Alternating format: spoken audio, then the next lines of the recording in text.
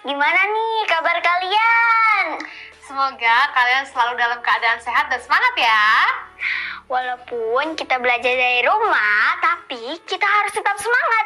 Karena belajar kan bisa di mana saja. Bener banget adek. Jangan lupa juga untuk selalu berdoa dulu sebelum beraktivitas ya adik-adik semua. Kak, lihat deh. Aku dari tadi lihat beberapa tempat liburan.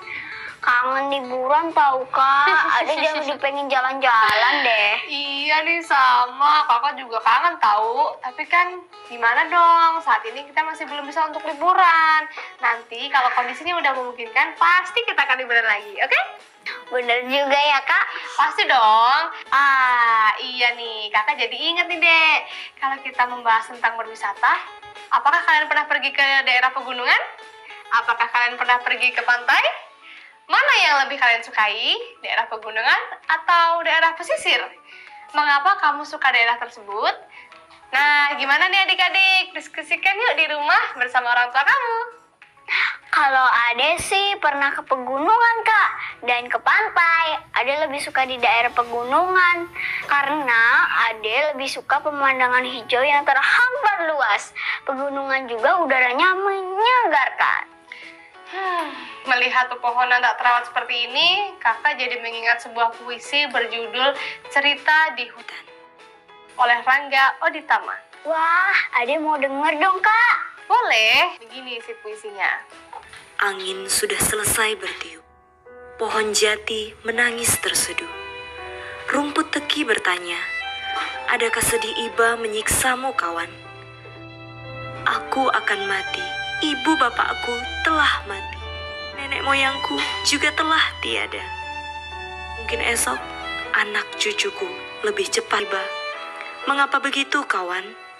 Pohon jati berteriak, lihat, lihat, kapak maut datang menghampiri.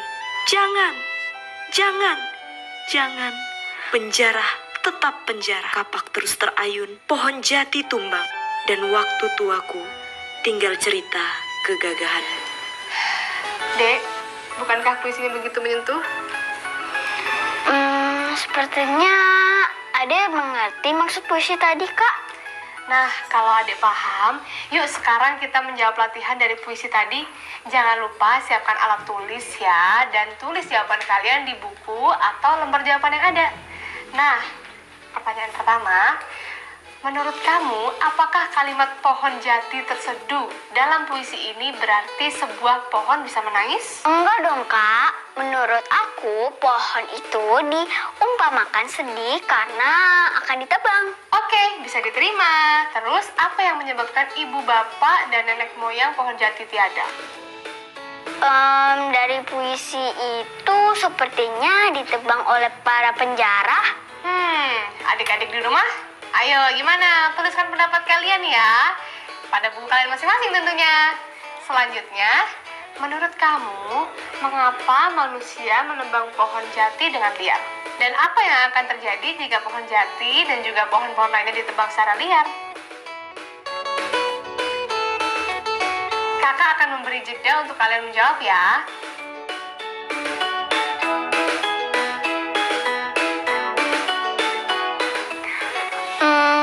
Sudah selesai Kak. Oke, untuk soal pertama, jawabannya adalah tidak. Pohon tidak menangis. Dan soal nomor 2, jawabannya adalah karena ditebang secara liar oleh penjara hutan. Untuk soal nomor 3, jawabannya adalah mereka ingin menjual dan mendapatkan uang dengan cepat. Kalimat tidak harus sama persis ya adik-adik. Untuk jawaban nomor 3, intinya adalah motif ekonomi. Kita akan lanjut soal nomor 4. Jawabannya adalah hutan gundul, tanah longsor, dan juga banjir. Gimana nih, Dek? Yeay, ada bener semua nih, walaupun kalimatnya berbeda. Namun artinya masih sama dong, Kak. Iya dong. Oh iya, adik-adik di rumah tuliskan jawabannya dengan bahasa kalian sendiri ya. Nah, karena kita barusan membahas tentang puisi, sekalian nih kakak akan menjelaskan tentang jenis puisi modern ya, Dek. Jadi, Dek, puisi modern disebut juga dengan puisi bebas. Puisi modern tidak memiliki aturan khusus yang mengikat dalam proses pembuatannya, termasuk jumlah bait, jumlah baris, atau sajak bebasnya. Nah, seperti yang terlihat di layar berikut adalah beberapa contoh puisi modern. 1. Balada, puisi yang berisi atau menggambarkan sebuah cerita. 2. Himne, puisi yang menceritakan atau menuliskan pujian-pujian kepada Tuhan maupun hal lainnya yang dianggap mulia dan berjasa seperti pahlawan, guru, dan lain-lain. Nomor 3. Elegi, puisi yang berisi ungkapan duka maupun rasa sedih, rindu, atau kemurungan yang bisa disebabkan oleh kepergian maupun kematian seseorang. Wah, banyak ya Kak ternyata jenis puisi. Iya dong. Nah, untuk melatih adik-adik yang di rumah sepertinya akan lebih baik kalau kalian membuat puisi kalian sendiri ya. Salin tabel yang ada di layar ya. Nanti kalian boleh baca di depan orang tua masing-masing ya. Dan jangan lupa mencatat adik-adik. Karena kita tadi membahas tentang puisi, tahu nggak Dek? Pada setiap puisi banyak sekali kata kiasan yang penuh akan makna yang tersirat. Nah, sekarang kita akan membahas tentang kata kiasan ya. Emangnya apa itu kata kiasan? Kata kiasan adalah kata yang tidak formal dan tidak memiliki arti kata yang sebenarnya. Kata kiasan dipakai untuk memberi rasa keindahan dan penekanan pada pentingnya hal yang disampaikan. Misalnya nih, cita-citanya setinggi langit. Maksudnya adalah dia bercita-cita sangat tinggi atau dia terkejut. Wajahnya jadi seperti kapas. Maksudnya adalah dia terkejut sehingga wajahnya menjadi sangat pucat. Nah, kata kiasan ini sering banget ditemukan pada nyanyian-nyanyian, puisi-puisi, dan karya-karya tulis lama. Sekarang kakak akan kasih contoh kata kiasan ya. Nah, contohnya adalah Rara selalu menjadi bintang kelas, yang artinya Rara selalu menjadi juara di kelasnya. Yang kedua, wajahnya berseri bagaikan bulan purnama, yang artinya adalah wajahnya cerah dan bersih. Itu dia contohnya. Paham gak nih adik-adik yang ada di rumah dengan kata kiasan sekarang? Paham dong Kak? Nah, sekarang untuk mengasah kemampuan adik-adik, kakak punya latihan soal nih untuk kalian kerjakan. Siap kan? Siap. Nah, adik-adik, ini adalah latihan pertama. Perhatikan layar ya, soalnya bisa kalian salin di lembar kerja kalian. Kakak akan berikan waktu untuk kalian menjawab.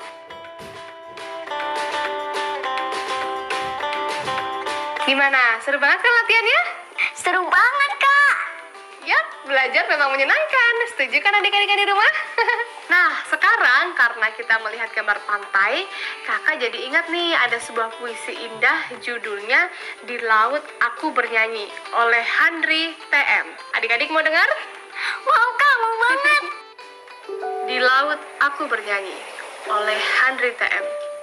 Di tepi pantai yang menghampar sepanjang lautan, angin menderu kencang, aku berdiri dan bernyanyi. Bernyanyi tentang tanah air yang indah nian. Tanah airku, tanah air kita juga, seperti negeri impian yang indah mempesona. Ibu Pertiwi berjajar pulau, berjuta mil laut mengelilingi. Siapa tidak merasa bangga? Di tepi laut aku bernyanyi, bersiul, bahkan bergumam, memanggil beribu ikan yang menari-nari di bawahnya. Para nelayan hilir mudik antara pulau yang satu ke pulau yang lainnya. Mereka ikut bernyanyi-nyanyi. Ketika jala mereka lempar ke tengah, ribuan ikan pun menghindar, sebagian lainnya terjala di dalam perangkap, pasrah terhadap sang pemburu ikan. Oh, indahnya lautku, serupa lukisan. Warnanya biru, putih keperakan.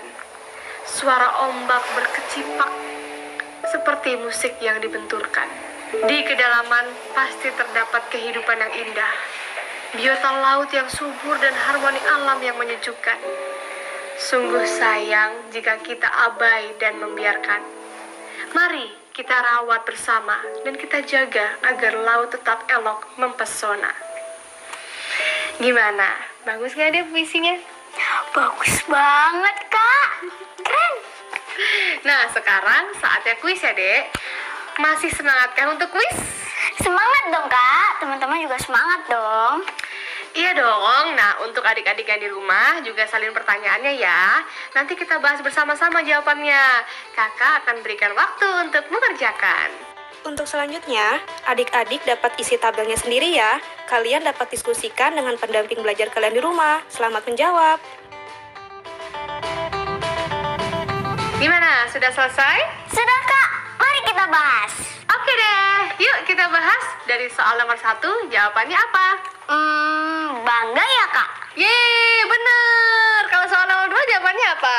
Kalau yang nomor 2, aku tahu, Kak. Jawabannya indah dan bersih. Wah, kamu memang hebat ya. Berarti kamu nyimak nih. Bener banget jawaban kamu. Kalau gitu, soal nomor 3 kira-kira jawabannya apa nih, Dek? Jawabannya kalau soal nomor 3 adalah penulis ingin agar kita menjaga laut agar tetap indah dan bersih. Wah, sempurna. Yeay. Jawaban kamu benar semuanya. Yeay, benar semua. Hebat ya adik kakak satu ini. Seneng deh. Kali gitu tingkatkan terus ya adik-adik yang di rumah, juga jangan mau kalah. Semangat terus dan tingkatkan lagi belajarnya. Yuk lanjut belajar. Adik kakak nih ya, dari tadi latihannya serius banget loh. Jawabannya benar semua lagi. Hebat. Kamu benar-benar fokus ya kalau belajar. Kakak seneng dilihatnya. Bangga tau nggak? Iya dong, Kak. Kan dimanapun kita bisa belajar. Kita harus selalu serius dan memperhatikan. Wah, patut ditiru nih ya adik-adik ya di rumah. Fokus dan serius ya kalau belajar. Nah, sekarang mari kita lanjutkan materi belajar kita. Hari ini kita banyak membaca puisi ya adik-adik. Pasti kalian masih ingat dong 2 puisi yang kakak bacakan tadi? Nah, sekarang kakak ingin memberi tugas nih pada kalian untuk membandingkan kedua puisi tadi. Tenang aja, kakak akan menampilkan 2 puisi tadi di layar. Untuk sekarang, kalian salin dulu tabel seperti yang ada di layar di lembar kerja kalian ya. Jadi, nanti akan lebih mempermudah saat membandingkan 2 puisi tadi. Nah, sekarang di layar kakak tampilkan 2 puisi tadi ya. Silahkan kerjakan dan diskusikan bersama orang tua masing-masing. Nanti kita akan bahas bersama ya.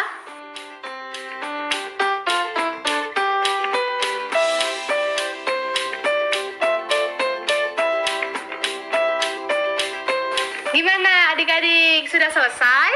Sudah, Kak. Kita bahas ya, Kak. Dari judul dulu ya. Judul puisi pertama adalah Cerita di Hutan.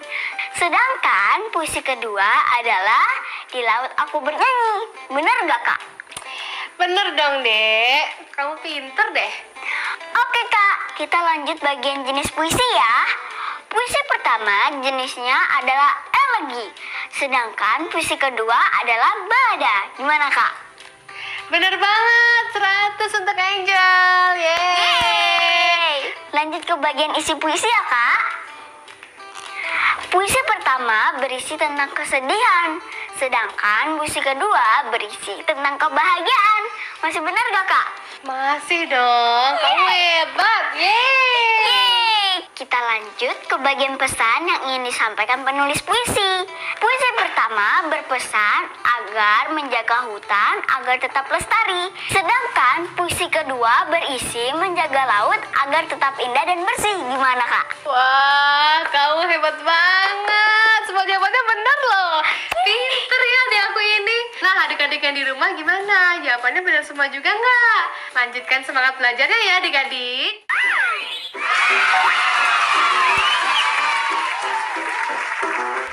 Oke deh, yuk kita lanjutin materi kita.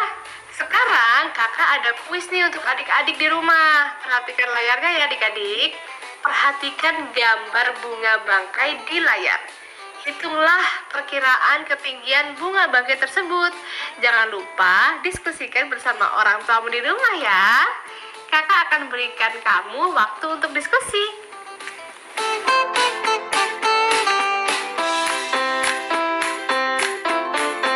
Sudah selesaikah adik-adik? Sudah, Kak. Yuk kita bahas. Oke, jadi tinggi bunga bangkai adalah pada kisaran 100 sampai 120 cm. Mengapa? Karena perkiraan dari penggaris yang ada bisa berlipat hingga 4 kali. Perhatikan tayangan di layar ya. Gimana, Dek? Ada yang benar, Kak. Yeay, bagus banget. Nah, sekarang kita akan lanjutkan ya. Oke, Kak, ayo. Nah, sekarang kita akan membahas sinar matahari yang jatuh ke permukaan membentuk sudut bergantung pada waktu. Pada pagi dan sore hari, sinar matahari dan permukaan bumi membentuk sudut yang lebih kecil dibandingkan saat siang hari. Kalian bisa melihat ilustrasi di layar. Sekarang, kakak akan menjelaskan logika dari ilustrasi yang ada. Nah, sudut yang dibentuk oleh sinar matahari dan permukaan tanah juga berpengaruh terhadap panjang bayangan. Jika sudut yang dibentuk kecil, bayangan akan makin panjang. Sebaliknya, makin besar sudut yang dibentuk, maka makin pendek bayangannya. Paham gak, Dek? Ada paham, Kak. Jadi, kalau sudut yang dibentuknya kecil, bayangannya akan panjang, berbanding terbalik dengan sebaliknya. Yap, benar banget, Dek. Untuk lebih jelasnya, kita langsung aja praktikan. Yuk! Nah, Dek, sekarang kita sudah berada di hutan. Lihat deh. Benar, Kak. Sekarang kita adalah seorang petualang yang akan melakukan percobaan. Yeay, benar banget, Dek. Adik-adik di rumah, salah satu kekayaan alam Indonesia adalah luasnya hutan tropis yang ditumbuhi berbagai jenis macam pepohonan. Salah satu jenis pepohonan yang ada di Indonesia adalah pohon ulin yang dapat mencapai ketinggian hingga 30 meter. Wow, pernahkah kalian mengukur panjang bayangan dan sudut dan juga bentuk oleh bayangan dari pohon setinggi 30 meter? Wah, tinggi banget ya, Kak. Ada belum pernah melakukan percobaan ini, Kak. Nah, kita nih sekarang akan melakukan sebuah percobaan. Kalian akan membuat model pohon dan menghitung sudut yang dibentuk oleh cahaya matahari dengan menggunakan bayangan model pohon tersebut. Ayo, Kak, kita lakukan. Untuk mengukur bayangan, kamu membutuhkan beberapa bahan sebagai berikut nih. Pertama, 2 buah ranting atau benda apapun dengan panjang berbeda untuk model pohon. Dan kamu bebas menentukan panjangnya. Kedua, tali. Dan ketiga adalah penggaris dan busur derajat. Nah, sekarang ikuti langkah-langkah kegiatan yang perlu kalian lakukan ya. Pertama, tancapkan model pohon ke tanah dan ukur ketinggiannya. Kedua, ikatlah ujung ranting dengan tali, lalu tarik tali hingga menyentuh ujung bayangan ranting. Kemudian, ketiga, ukurlah sudut yang dibentuk. Sudut itu adalah sudut dari cahaya matahari. Keempat,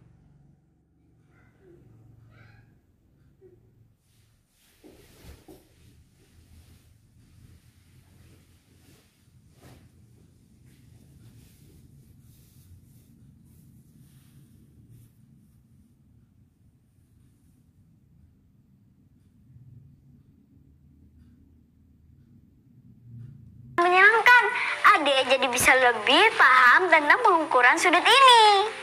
nah, itulah kegunaan dari percobaan langsung, Dek. Asyik kan percobaan kita? Asik banget, Kak. Kita juga jadi sekalian menjelajahi hutan deh. Iya, walaupun cuma sebentar, setidaknya kita bisa menjelajah. Nah, kita lanjut yuk. Ini ada soal latihan lagi nih, Dek. Masih semangat kan? Selalu dong, Kak. Semangat. Oke deh, sekarang kembali perhatikan layar ya. Akan ada ilustrasi dan nanti sekalian bisa menjawab pertanyaan dari ilustrasi tersebut. Nanti tulis jawaban kalian pada lembar kerja ya. Terlihat ada pohon setinggi 15 meter. Contoh di layar adalah saat sudut cahaya matahari 45 derajat yang didapat dari bayangan pohon. Dengan bayangan tinggi pohon saat menggambar menjadi 15 cm saja. Coba digambar ya adik-adik yang di rumah, nanti kita akan bahas bersama.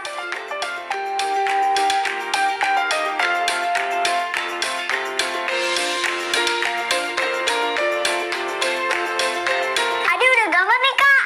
Wah, sekarang kita lihat di layar ya. Sudah ada pertanyaannya yang muncul. Kalian boleh salin dulu pertanyaannya ya. Setelah itu langsung dijawab aja.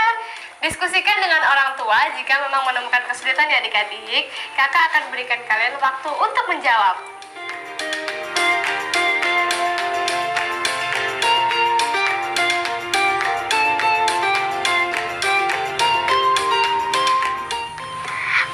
selesai.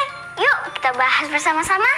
Oke deh, nah untuk soal pertama, tentukan sudut dari cahaya matahari jika pohon di atas menghasilkan bayangan sepanjang 10 meter. Nah, jawaban nomor 1 ini bisa berbeda-beda, tergantung dari percobaan kita. Kalau punya kakak sekitar 60 derajat, jadi kakak anggap benar jika sudutnya lebih besar ya dek. Adek gimana? Benar dong kak, kan kita percobaannya bersama. Iya ya, lupa. Gimana sih, Kakak? Sudah. Nah, yuk kita lanjut ke soal kedua ya. Pohon dengan tinggi 8 meter menghasilkan bayangan sepanjang 16 meter saat sudut cahaya matahari membentuk sudut. Nah, jawabannya gambar sepasang sudut sama besar seperti yang ada di layar. Gimana, Dek? Benarlah kak, teman-teman yang ada di rumah gimana? Lanjut soal nomor 3 ya. Pohon dengan tinggi berapa meterkah yang menghasilkan bayangan sepasang berapa meter saat sudut cahaya matahari 35 derajat?